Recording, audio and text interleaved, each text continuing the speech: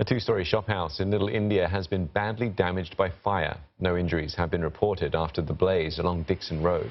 People who work nearby told CNA the doors to the shophouse were usually closed. The Singapore Civil Defence Force says it responded to the incident just before 3 o'clock this afternoon. The fire was out using handheld jets. The cause is still under investigation. Occupants of nearby buildings were asked to evacuate for safety reasons.